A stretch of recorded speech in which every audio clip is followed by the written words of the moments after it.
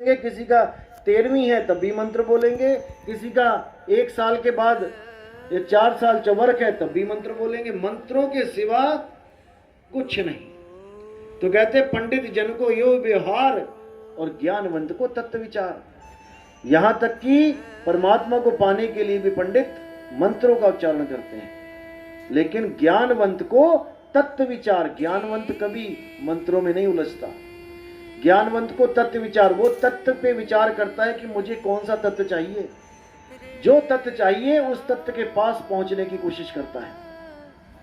जैसे एक चिड़िया को प्यास लगती है, भले वो जंगल में 10 किलोमीटर दूर है पानी से, लेकिन जब भी प्यास लगेगी वो उड़ती हुई तत्व को ढूंढेगी कि पानी तत्व कहां पे है, चाहे उसको 10 किलोमीटर उड़ के क्यों ना आना पड़े। वो कभी ये नहीं सोचेगी मैं एक जगह बैठ के पानी पानी नाम जप लूं, क्योंकि वो जपने से नहीं मिलता। ना मैं जप में, ना मैं तप में, ना एकांत निवास में, अरे मोको कहां ढूंढे रे बंदे, मैं तो तेरे पास में। वो हमारे बिल्कुल पास है, लेकिन हमें उसका पता नहीं है। इसलिए वस्तु हमारे पास होते हुए भी हमसे दूर है। तो साहिब कहते हैं कैसे मिलेगी वो वस्तु? अरे वस्तु कहीं ढूंढे कहीं कहीं विधि लागे हाथ, और गुप्त वस्तु तब मिले जब भेदी लीजे साथ। और भेदी लीना साथ में दीनी वस्तु लखाए, कोटि जन्म का पंथ था पल में पहुंचा जाए। जब वस्तु का बोध हो जाता है, पता लग जाता है मेरी वस्तु कहाँ है, तो तुम्हारी सूरत जो पूरे संसार में भटक रही है, उस भटकना को छोड़ के वो अपने मूल में आ जाती है। जो गुरु भेद बताते हैं उस भेद में स्थिर हो जाती है। उसी स्थिरता को मुक्ति पद बोला गया है। जब तुम्हारा हिलना डुलना चलना बंद हो जाए और तुम स्थिरता को प्राप्त कर जाओ, यही स्थित प्रज्ञ है। इसी को बोला गया सूरत फंसी संसार में तासे पर गई दूर, और सूरत बांध स्थिर करो आठों पहर हुजूर। बस तुमने क्या करना है, जैसे पनिहारिन अपने घड़े को सिर पे रखती है और उसको स्थिर कर लेती है, ऐसे ही आपने अपनी सूरत को स्थिर कर लेना है। अब वो डोलेगी बोलेगी, लेकिन उसका मटका एक जगह रहेगा, वो गिरेगा नहीं। इसी प्रकार आपने अपनी सूरत को उस शब्द गुरु में टिका लेना है। बोलना है डोलना है, लेकिन सूरत स्थिर रखनी है। सूरत बांध स्थिर करो आठों पहर हुजूर। इसमें ना तो किसी मंत्र की जरूरत है, ना किसी धूप अगरबत्ती की जरूरत है, ना कहीं मंदिर मस्जिद गुरुद्वारे जाने की जरूरत है। ये आप कहीं भी बैठ के, कहीं भी चलते फिरते, कहीं पर भी कर सकते हैं। जहां जहां डोलूं सो परिक्रमा, जो जो करूं सो पूजा, गिरह उजाड़ एक सम देखूं, भाव मिटाओ दूजा। तो साहिब कह रहे हैं कि जहां जहां मैं डोल रहा हूं, मैं चल रहा हूं, मैं परिक्रमा कर रहा हूं, मुझे स्पेशल किसी पर्वत की परिक्रमा करने की जरूरत नहीं है।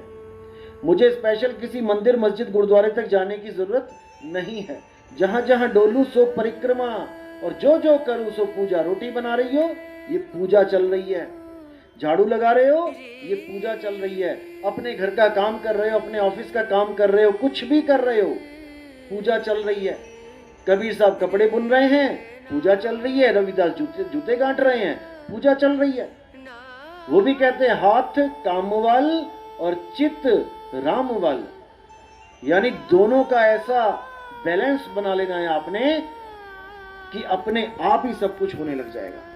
लेकिन ये तब होगा जब हम किसी भेदी संत सतगुरु की शरण में जाएंगे और उनसे अपना भेद प्राप्त करेंगे। अपना भेद, आत्मज्ञान, ना कि किसी और का भेद, कि किसी और भगवान के नाम जपवा दिए, उससे बात नहीं बनेगी। आत्मज्ञान का मतलब होता है जैसे आत्म कथा, यानी मेरी कथा।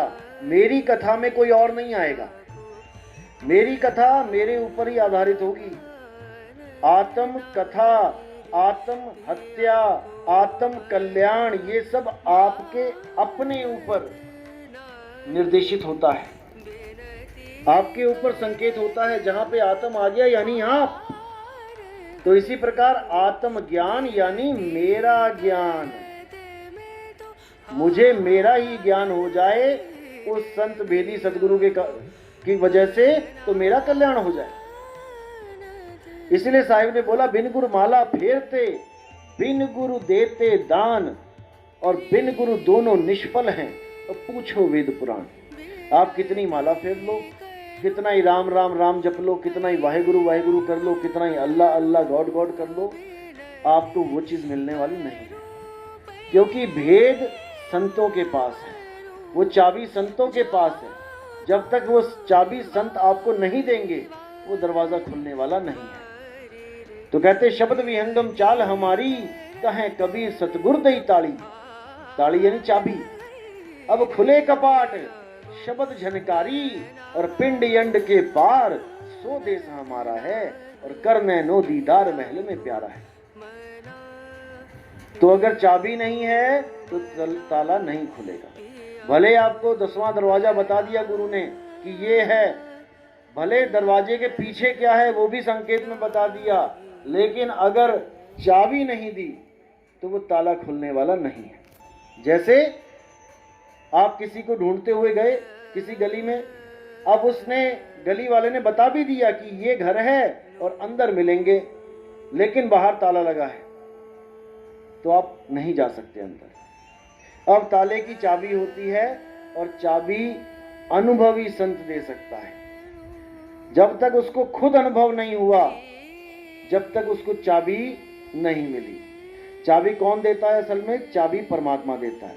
चाबी कोई आदमी गुरु नहीं दे सकता, चाबी परमात्मा देगा, तब वो आगे बढ़ा सकता है। यानी मदन साहब के पास जो भेद था वो कोई आम आदमी नहीं बता सकता, भूल जाओ। स्वयं परमात्मा आते हैं देने, और जब वो चाबी देते हैं तो वो चाबी आगे बढ़ती है, और जिसको चाबी मिलती है वो दरवाजा खोलने में सक्षम हो जाता है। ये नहीं कि आज ही खुल जाएगा, वो धीरे धीरे रे मना धीरे सब कुछ होए, और माली सींचे 100 घड़ा ऋतु आए फल होए।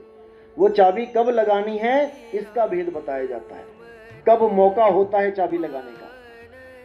तो सबसे इंपॉर्टेंट क्या है? आपके जीवन में भेदी गुरु आना चाहिए। तंत्र मंत्र जंत्र वाला गुरु नहीं चाहिए हमें। मंत्र देने वाले दुनिया भर के गुरु बैठे हुए हैं, हजारों गुरु बना लो, बस वही 52 अक्षर इधर वाले छुड़वा देंगे, अगले पकड़ा देंगे, फिर इसको छुड़वा देंगे, अगले पकड़ा देंगे। ये गुरु ऐसे ही करते रहेंगे। जहां पे भी नाम लोगे वो मंत्र कोई नया पकड़ा देगा, पुराने छूट जाएंगे, फिर नया ले लोगे, फिर किसी और के पास जाके फिर नया मंत्र ले लोगे। यानी ये 52 अक्षरों के ही रूप बदल बदल के तुम्हें देते रहेंगे। जैसे किसी बच्चे ने आटे का शेर बना दिया, आटे की चिड़िया बना दी, आटे का सांप बना दिया, आटे का बिच्छू लोमड़ी बना दी। अब ये लोग ये नहीं समझ रहे कि ये आटा ही है जितना भी है, ये आकृति में फंस जाते कि नहीं ये तो शेर है, नहीं ये तो हाथी है, ये घोड़ा है, ये सांप है। ये नहीं समझ रहे कि वो बना किससे है, वो आटे से ही बना है। इसी प्रकार जितने भी गुरु बैठे हैं ये सब अपने अपने मंत्र लेके बैठे हैं। हम 5 देते हैं भैया, तुम 3 देते हो, वो 8 देते हैं, वो 10 देते हैं। इन मंत्रों को भी अलग अलग मान के बैठे हैं, जबकि ये नहीं समझ पा रहे कि ये मंत्र 52 अक्षर हैं। जितने मर्जी जोड़ तोड़ के बनाते रहो, इसका कोई अंत नहीं। अरे कोटि नाम संसार में इनसे मुक्ति ना होए, और गुप्त नाम सतपुरुष का बूझे बिरला कोई। करोड़ों नाम है संसार में, और सब के सब 52 अक्षरों से बने हैं। तो साहिब कहते हैं जो नर पड़े 52 के फेरा, सो नर जानो काल के चेहरा। जो तुम्हें 52 अक्षरी नाम देके कह दे बेटा सारी उम्र यही जपना है और तुम्हें परमात्मा मिल जाएगा, वही काल का दूत है। जो नर पड़े 52 के फेरा, सो नर जानो काल के चेहरा। और जब 52 का टूटे डोरा, सहजे छूटे काल झकोरा। जब तुम्हें ऐसा गुरु मिल गया जो 52 का डोर तोड़ दे, तब समझ जाना कि अब कालजाल छूट गया। जब 52 का टूटे डोरा, सहजे छूटे काल झकोरा। फिर नहीं आए फिर नहीं जाए, सार शब्द में रहे समाए। फिर तुम उस सार शब्द में रहोगे जिसको शब्द गुरु कहा जाता है, जिसके लिए बोला है कि वही सतलोक है, सार शब्द ही सतलोक है। और वहां पे कौन रहेगा? ये सुरता रहेगी। लोक अलोक शब्द है भाई, और जिन जाना तिन संशय जाई। लोग जितने भी लोगों की बात करते हैं, चलो सतलोक, चलो अलग लोक, अगम लोक, भाई हमने नहीं जाना। हमने कहाँ जाना है? हमने जाना है शब्द में। जाप मरे अजपा मरे अनहद भी मर जाए, सूरत समाए शब्द में, वाको काल ना खाए। वो शब्द ही सतलोक है, और कोई वहां पे झोपड़ियां महल अटारियां नहीं मिलेंगी सतलोक में। वहां कोई सड़कें नहीं मिलेंगी, वहां कोई काजू बादाम किशमिश नहीं मिलने वाला। तो वो शब्द क्या है? वो हमारा निज स्वरूप है, जिसमें हमने सूरत को रमाना है। उसी को छठी जगह बोला साहिब ने, उसी को छोड़ के हम 5 तत्वों में आ गए हैं। तो कहते हैं जैया जन्म मुक्ता हता तैया हता ना कोई, और छठी तुम्हारी है जगह, तू कहां चला बिगोए। अपने स्वरूप को छोड़ के तू कहां जा रहा है? और उसके बाद क्या कर रहा है? 5 तत्वों में आके अपने आप को ये 5 तत्व का स्वरूप मान रहा है। जब तक अपने आप को 5 तत्व का स्वरूप मानेगा, वो अपने गुरु को भी 5 तत्व का ही स्वरूप मानेगा। जब वो अपने आप को सुरत मानेगा, तब वो शब्द को ही अपना गुरु मानेगा। अरे शब्द गुरु सुरत धुन चेला, मिले परस्पर भया अकेला। और ना कोई गुरु ना कोई चेला, तू उड़ जा हंस अकेला। असली गुरु, सच्चा गुरु वो होता है जो शिष्य को अकेला कर देता है। कैसे? जैसे कोई तैराक है, तैरना सिखाता है, उसके पास कोई शिष्य आया, गुरुजी मुझे तैरना सिखा दो। अब गुरुजी ने उसको तैरना सिखाया, 1 हफ्ता सिखाया, 2 हफ्ता सिखाया, 1 महीना सिखाया, 2 महीने सिखाया, 3 महीना, 6 महीना, बढ़िया सिखा दिया। इतना बढ़िया सिखा दिया कि अब वो अकेला ही तैर सकता है। अब वो कहीं भी किसी भी नदी में छलांग मार दे, भले उसको कोई धक्का ही क्यों ना दे दे, अब वो अकेला तैरेगा। यानी उसके गुरु ने उसको इतना समर्थ कर दिया कि अपना रूप दे दिया उसे। क्योंकि कीट न जाने भृंग को, गुरु कर ले आप समान। गुरु शिष्य को गुरु बनाने के लिए आता है, ना कि सारी उम्र चेला बनाने के लिए आता है। जो गुरु सारी उम्र का चेला बना लेता है, यानी कि आस लगवा देता है अपने ऊपर कि मैं तुम्हें बचाऊंगा, काल भगवान आएगा तो मैं तुम्हें बचाऊंगा, मेरी शक्ल को याद रखना, मेरे रूप में परमात्मा आएंगे, भाई वो गुरु गुरु नहीं होता। वो गुरु नहीं होता। गुरु वो होता है जो ऐसा ज्ञान दे दे कि गुरु और चेले में कोई भेद ही ना कर पाए, वो गुरु होता है। जैसे अपना ज्ञान दे दिया उस तैराक को, बच्चा जो था, अब सारा ज्ञान दे दिया, अब ज्ञान रूप में गुरु उसके सदा अंग संग है। कोई मोटर मैकेनिक है, उसने अपने चेले को इतना ज्ञान दे दिया, अब वो अलग बैठ के कहीं और दुकान खोल के वो ग्राहकों को संतुष्ट कर सकता है। तो ये गुरु की महिमा होती है।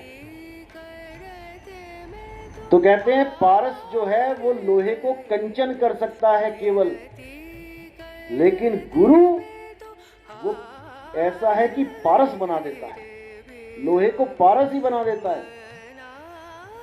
तो गुरु की बहुत बड़ी महिमा है। बिना भेदी गुरु के कोई भी संसार भवसागर से पार नहीं हो सकता। कितना ही जोर क्यों ना लगा ले, कितनी ही भक्ति क्यों ना कर ले, लेकिन वो सत भक्ति कर ही नहीं सकता। क्योंकि